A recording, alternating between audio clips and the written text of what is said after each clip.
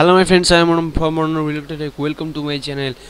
আজকে একদম সরাসরি আপডেট নিয়ে চলে আসবো ফোনির যে আপডেট সকাল থেকে আমি যেটুকুনি আপডেট সংগ্রহ করতে পেরেছি সেগুলোই আপনাদের সামনে আমি আজকে নিয়ে আসছি। কোনো বেশি কথা না বলে সরাসরি আমি আলোচ্য বিষয়ে ঢুকে যাচ্ছি। এখন আমি ম্যাপটা সাথে ওপেন করছি। ওপেন করে বর্তমানে এখন আমি রয়েছি ম্যাপের মধ্যে পুরী লোকেশনে, যেটা উড়িষ্যায়। দেখুন এখন সেখানকার টেম্পারেচার 28 ডিগ্রি সেন্টিগ্রেড। এখন সেখানে প্রচণ্ড পরিমাণে বৃষ্টি হচ্ছে। সকালে আপডেটেড অ্যাজ অফ 8:50 আপডেট হিসেবে আমি বলছি। বর্তমানে কালকে পর্যন্ত সেখানে হাওয়ার গতিবেগ ছিল 15 কিলোমিটার পার আওয়ার। এখন হাওয়ার গতিবেগ চেঞ্জ হয়ে গেছে 71 কিলোমিটার পার আওয়ার। তো বুঝতেই পারছেন সেখানে।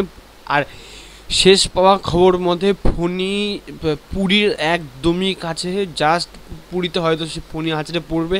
তার চেহারা কেমন হতে পারে, পুরীর সমুদ্রের কি অবস্থা, বে অফ বেঙ্গল মানে বঙ্গোপসাগরের কি অবস্থা, আমি সেইগুলো পুরো লাইভ ভিডিও সমেত আপনাকে দেখাবো, অবশ্যই সংগৃহীত ভিডিও। তো যাই হোক, আমি কম্বাইন করে একটা ভিডিও তৈরি করার চেষ্টা করছি আপনাদের সাহায্য করার জন্যে।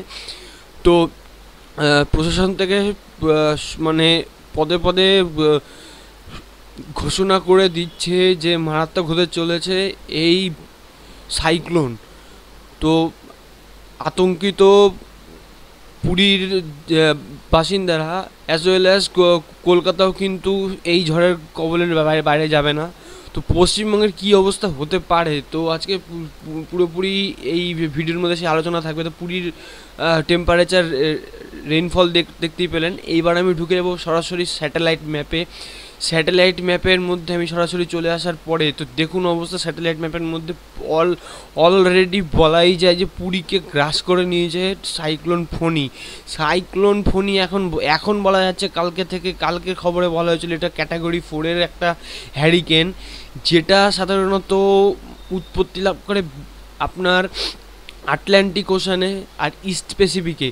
তো এখন বর্তমান আপডেটেড নিউজ অনুসারে সেটা নাকি ক্যাটাগরি 5, মানে তার শক্তি এতটাই সে বৃদ্ধি করে ফেলেছে, সেটা ক্যাটাগরি 5-এ চলে গেছে সেই সাইক্লোন ফণী। তো দেখাই যাক যে আজকে কোথায় কোথায় কেমন অবস্থা আছে। তো এই ম্যাপটা দেখে আপনারা বুঝতেই পারছেন। আমি জুম আউট করছি, দেখুন উড়িষ্যা যে এরিয়াটুকুনি, প্লাস এখানে বাংলাদেশে কিছু দেখা যাচ্ছে, মানে তার প্রায় কভারেজ এরিয়া, মানে ফণীর কভারেজ এরিয়া প্রায় 400 থেকে 450 কিলোমিটার পর্যন্ত এটা একসাথে কভার করে তারপরে এই সাইক্লোনটা হবে। তো আপনারা বুঝতেই পারছেন। তো যাই হোক, এবার আমি চলে যাব কিছু ভিডিও ফুটেজে যে কোথাকার কেমন অবস্থা। তো ভিডিও ফুটেজটা একবার দেখে নেওয়া যাক। ভিডিও ফুটেজটা দেখার পরে তারপরে আমি কিছু আপডেটস আপনাদের দেবো। তো চলুন ভিডিও ফুটেজটা দেখে নেওয়া যাক। তো চলুন এখন আমরা দেখে নিই যে পুরীর সমুদ্রের ঠিক কেমন অবস্থা। আপনারা চোখের সামনে দেখতেই পাচ্ছেন যে পুরীর সমুদ্র এখন মানে সত্যি কথা বলতে একদম উত্তাল তলা থেকে, মানে সমুদ্রের তলদেশ থেকে ঢেউ ক্রমশ উঠে আসছে একদম পুরীর সমুদ্র সি বিচ বলতে গেলে জলের নিচে এখন একদম খুব ভয়ানক মাত্রায় সমুদ্রের ঢেউ পুরীতে এখন উঠছে। তো এখন আপনারা দেখতে পাচ্ছেন পুরীর সমুদ্রের ঢেউয়ের কিছু ফুটেজ, একদম আপডেটেড এই ভিডিওটা। তো এই ভিডিওটা সংগৃহীত। আর এরপরে আমি দেখাবো যে পুরী শহরের বা পুরী শহর অঞ্চলের কী চেহারা বা রাস্তাঘাটের কী চেহারা, সেইটা আমি এর পরের ফুটেজে দেখাচ্ছি। তো চলুন দেখা যাক পরের ফুটেজটা। তো আগে দেখে নিন এই পুরীর সমুদ্রের ঢেউয়ের ঠিক অবস্থা এখন বর্তমানে।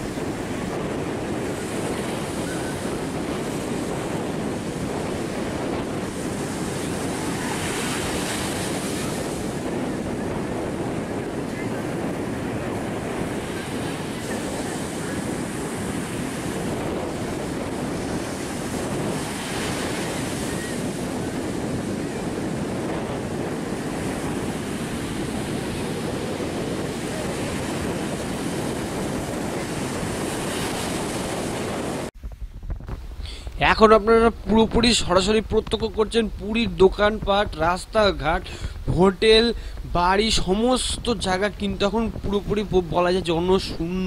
রাস্তাঘাটে সেরকম কোনো মানুষ বা গাড়ি সেইভাবে কোনো আনাগোনা নেই, শুধুমাত্র সেখানে এখন প্রবল পরিমাণে বৃষ্টি চলছে। এটা কিছুক্ষণ আগের ভিডিও যেহেতু, সেই জন্য এখানে বৃষ্টির পরিমাণটা আপনারা হয়তো বুঝতে পারছেন না। তো এখন বর্তমান পাওয়া খবর পর্যন্ত পুরীতে প্রচুর পরিমাণে এখন বৃষ্টি চলছে, যেহেতু ফণী সেখানে অলরেডি ঢুকবে এরকম একটা মোটিভ। তো এর পরের ফুটেজে আমি দেখাবো বঙ্গোপসাগরের ঠিক কেমন অবস্থা। বঙ্গোপসাগরের অবস্থাটা দেখলে আপনারা নিশ্চয়ই, সেই অবস্থা দেখলে আটকে উঠবেন নিজেরাই। তো চলুন দেখা যাক বঙ্গোপসাগরের কি অবস্থা এখন।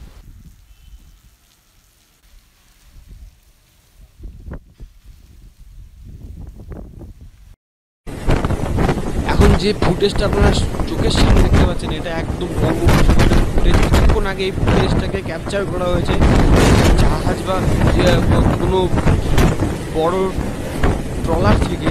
দেখতে পাচ্ছেন বঙ্গোপসাগরের উথাল পাতাল অবস্থা, এইরকম ভয়ানক অবস্থা হচ্ছে বঙ্গোপসাগরের এখন। তো এরপরের ভিডিওটাতে আপনারা জানতে পারবেন অ্যাকচুয়ালি ফণী কীভাবে আসছে, তো সেইটা নিয়ে পরের ক্লিপিংটা আছে। তো চলুন দেখা যাক। We are going into the 3rd of May 2019. Meteorologist Robert Spede here, and extremely severe cyclonic storm Phani continuing to come on shore, and it's just nearing landfall.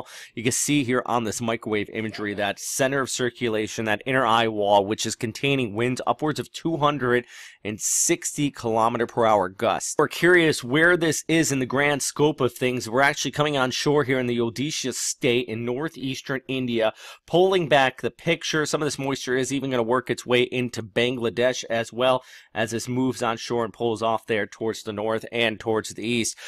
This is actually kind of a poor area right along the immediate coastline here, so a little worried if people did not evacuate out ahead of that, but more importantly, deaths that could occur from this storm system. The good news in the Indian Meteorological Department and the Indian government continue to strive to reduce casualties out here, even as far as since I've been covering these storms. They have been reduced, but this is a dangerous storm system. JTWC has winds of 135 gusting to 165 knots in that center of circulation. As it does continue to come on shore, drier inflow from the western side of it is allowing for a little bit of weakening. Sea surface temperatures out here are exceptionally warm, so that's one reason why we did see that intensification over the past 24 hours. But you can see here on water vapor imagery some of that drier inflow, so at least that's causing a tiny bit of weakening just prior to landfall. But regardless, I mean, still a dangerous storm. Cat 4 equivalent. If this was in the Atlantic, it would be a super typhoon in the western Pacific. Joke here, especially in the eastern side of that center of circulation, the right front quadrant, as this moves off there towards the north. Eventually in the Bangladesh, actually, you're going to see some heavy rainfall, and would not be surprised if we get some reports of some serious flooding out here, even a bit of storm surge. Very low-lying area up in here, and we're going to have those strong winds coming in along Fetch area up through the Bay of Bengal, so some coastal flooding even away from that center of circulation.